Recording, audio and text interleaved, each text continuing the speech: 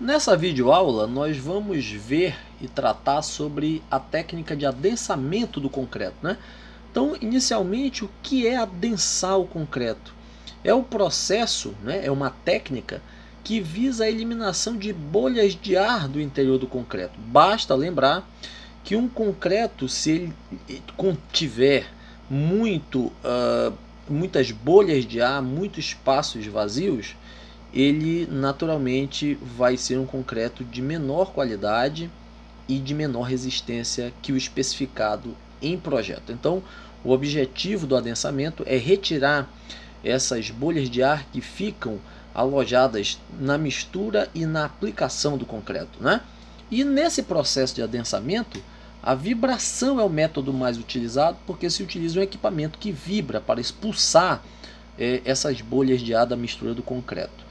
O método de adensamento a ser escolhido, né, depende naturalmente da trabalhabilidade do concreto, do espaçamento das armaduras que aquelas peças que vão ser concretadas possuem, da dimensão máxima do agregado graúdo que foi especificado na mistura. Isso tudo influencia principalmente na utilização do diâmetro da agulha que vai ser utilizada lá no equipamento, né?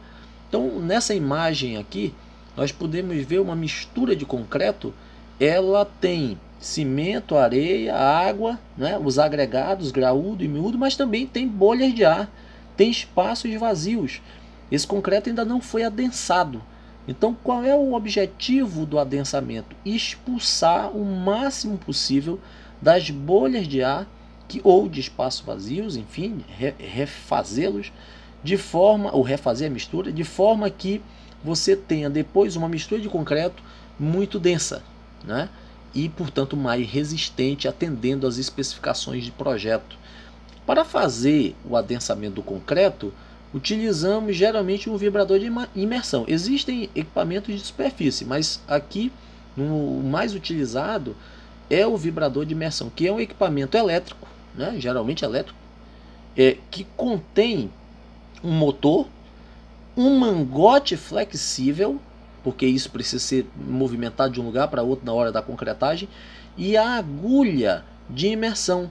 É essa agulha que vibra, é essa agulha que é colocada no interior da massa e que, pela sua vibração, atinge um certo raio e vai criando a possibilidade de adensamento desse concreto. O raio de ação do vibrador de imersão é importante. Então, existem vários diâmetros para a agulha dos vibradores. Tem que ser uma agulha de tal forma que o seu raio de ação pegue toda a área que está sendo concretada. Vejam nessa imagem que a agulha foi colocada aqui e o raio de ação dela pega uma boa parte, mas existem cantos que não estão sendo vibrados. Portanto, esses cantos vão continuar, né, com bolhas, com vazios. Qual é o correto?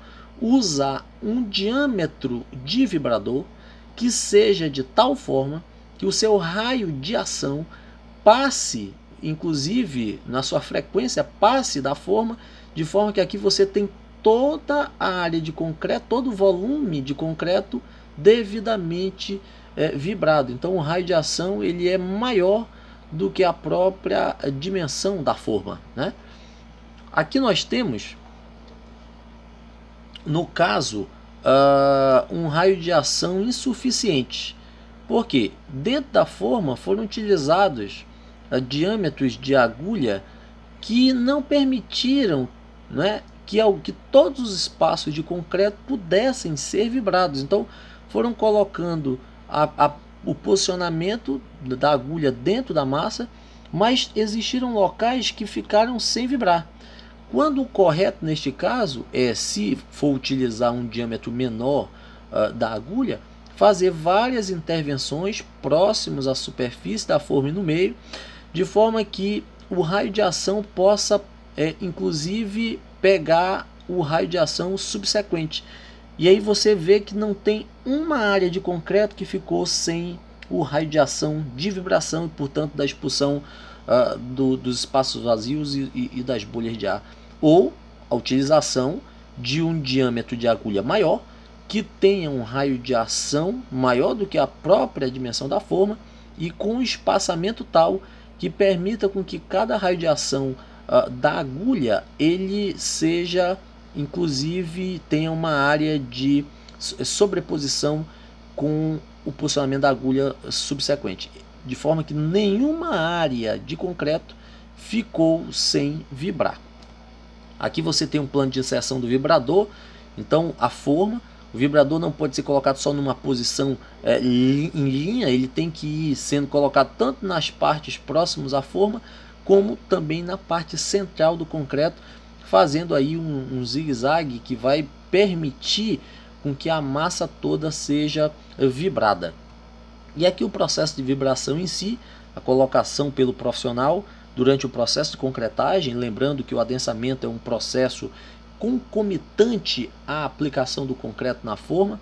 Então o mangote vem lá do motor e aqui está a agulha sendo penetrada na massa. Essa penetração tem que ser de tal forma que, se for em camadas, por exemplo, a concretagem, que essa agulha penetre pelo menos mais 10 centímetros na camada que ficou, né, na camada anterior, de forma que você tenha uma emenda aí dessa concretagem ou dessa vibração, evitando qualquer junta fria, enfim, e a massa fique muito mais homogênea e adensada.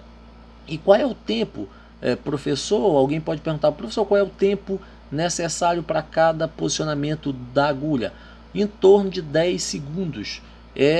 Naturalmente, dependendo do tamanho dessa agulha e do seu diâmetro, é um tempo adequado para adensar e propiciar a expulsão das bolhas de ar e fechamento dos vazios que porventura estiverem nessa mistura. Então é um processo importante, não chamando a atenção, não pode haver excesso de vibração, porque a falta da vibração ela cria espaços vazios e, consequentemente, quando esse concreto estiver endurecido, a diminuição da sua resistência.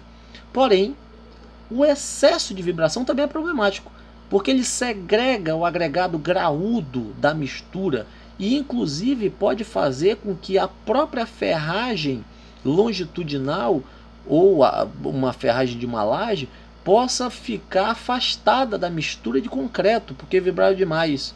Então, também não pode passar do ponto o processo de vibração. Tem que ser algo em torno de 10 segundos em cada furo, em cada posição dessa agulha de vibração. Então é o processo de adensamento importantíssimo para a garantia da qualidade e também da resistência do concreto especificada em projeto.